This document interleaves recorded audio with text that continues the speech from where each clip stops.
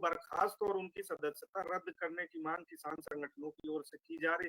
इनका क्या रोल रहा हिरासत में, और जो बॉर्डर पर किसान हैं इन पर क्या इन्होंने क्यों ये चाहते हैं आप लोग, जरा बताएं। देखिए रिजवान जी, जो गुरलाल सिंह है आम आदमी पार्टी के एमएलए, उनके घर पे किसानों के चोरी हुई ट्रैक्टर ट्रॉलियां मिली हैं।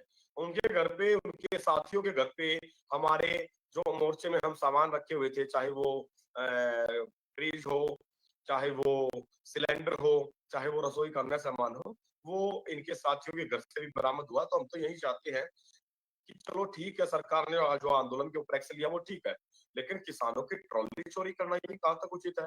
किसानों के जो रसोई का सामान जो किसानों ने अपने घर से अपनी मेहनत से खरीद के उसको आंदोलन में रखा था, उसको चोरी करने का अधिकार किसने दिया?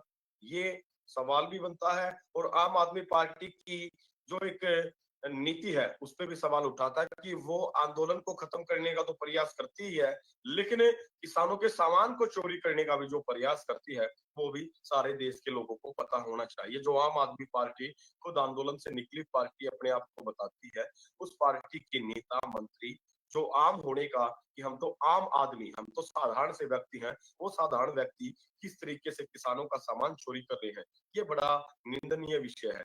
और इस पे तो मैं कहता हूँ कि अगर आम आदमी पार्टी में थोड़ी बहुत भी मान मर्यादा, और अगर उनको लगता कि उनका जमीर जिंदा है, तो ऐसे विधायकों का इस्तीफा लेना चाहिए और उनके ऊपर कार्रवाई करनी चाहिए। हमारा चोरी का सामान उनके घर बरामद हुआ है, और जब हमारे साथी सामान लेने गए, उससे अलग बात तो ये है ना कि उन्होंने वहां पे ईंट और पथराव किया, हमारे साथियों को चोट लगी।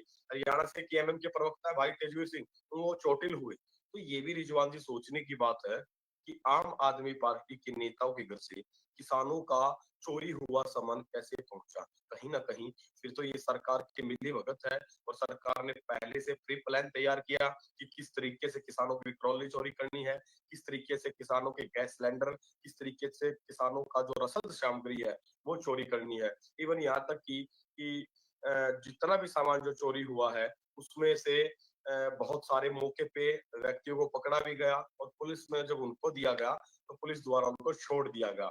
ये आज पंजाब के हालात है। आम आदमी पार्टी की सरकार ने जो पंजाब के हालात किए हैं ये सबके सामने। जी रिजवान।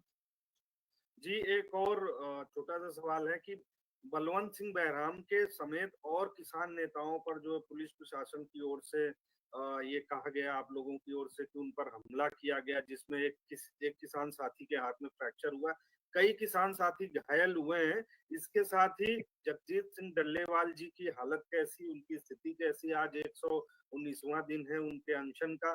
तो किसान जो घायल हुए हैं उनकी क्या स्थिति है, और सरदार जगजीत सिंह डल्लेवाल की क्या स्थिति, कैसे हैं वो, कहाँ पर हैं, क्या मुलाकात हुई आप लोगों की उनसे? देखिए रिजवान जी, सरदार जगजीत सिंह डल्लेवाल जी को लेके हमारे पास कोई पुख्ता जानकारी नहीं है, लेकिन हमारे किसान नेता भाई अभिमन्यु कोहार, सरवन सिंह पंदेर जी और तमाम अन्य जो किसान नेता जेलों में बंद है, उनसे हमारी बातें हुई, हमारे साथियों में मिलकर ये आए हैं। और उनका कहना यही था कि आप बड़े मजबूत तरीके से मोर्चे को जिंदा रखना, और घबराने की जरूरत है नहीं, हमारी चिंता करने की जरूरत है नहीं। हम निश्चित तौर पर जेलों के अंदर से भी लड़ाई लड़ेंगे, और आप जेलों से बाहर की लड़ाई लड़ना, और मोर्चे को जिस तरीके से पहले से हम जारी रखते आए हैं उसी तरीके से जारी रखना है। मोर्चा कोई साइट नहीं होता। अगर आपका गांव, अगर आपके गांव में आप आंदोलन की अलग जगाते हो तो निश्चित तौर पर वो आंदोलन का हिस्सा होगा। आपका तहसील स्तर पे आप प्रोग्राम करते हो तो वो आंदोलन का हिस्सा होगा।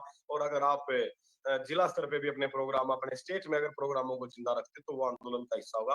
आंदोलन कभी एक साइड से नहीं चलता, आंदोलन पूरे देश में होता है। चलो मान लीजिए शंभू और खनौरी मोर्चे पे अगर हमारा मोर्चा लगा हुआ था तो आंदोलन तो तमिलनाडु में भी था। आंदोलन में तो तमिलनाडु में रेलें रोकी गई। आंदोलन कर्नाटका में भी था।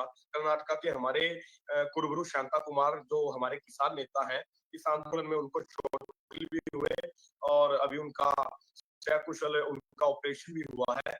और जिस दिन वो केंद्र सरकार से बातचीत करने के लिए जब चंडीगढ़ आ रहे थे तो रास्ते में गाड़ियों का एक्सीडेंट हुआ था, तो उसमें हमारे तमिलनाडु से किसान नेता पीआर पांड्यान और उनको चोट लगी थी। और आंदोलन उत्तर प्रदेश में भी है, आंदोलन राजस्थान में भी है, और इवन यहाँ तक कि उदयपुर जैसा आदिवासी क्षेत्र भी इस किसान आंदोलन में अपनी अहम भूमिका निभाए हुए है। मात्र उनको सोशल मीडिया से मिला एक संदेश है, उसका वो अक्षरश पालन करने का काम करते हैं। तो आंदोलन एक मात्र साइड से नहीं चलते, आंदोलन आज देश के लोगों में है, और ये आंदोलन बड़ा बड़ा रूप धारण करेगा। आप जल्द से जल्द देखते जाना और इस आंदोलन में केंद्र सरकार को तो बातें माननी ही पड़ेंगी, लेकिन जो आम आदमी पार्टी का चेहरा बेनकाब हुआ है, उसको भी देश का किसान उस पे जवाब करने का, सवाल करने का मादा रखेगा और उनसे सवाल जवाब जब लिए जाएँगे तो उनको मुँह छिपाने की जगह नहीं मिलेगी। मैं आपको बड़ी ज़िम्मेदारी के साथ ये बात आप प्लेटफ़ॉर्म पे बैठ के कह रहा हूँ। जी, सर।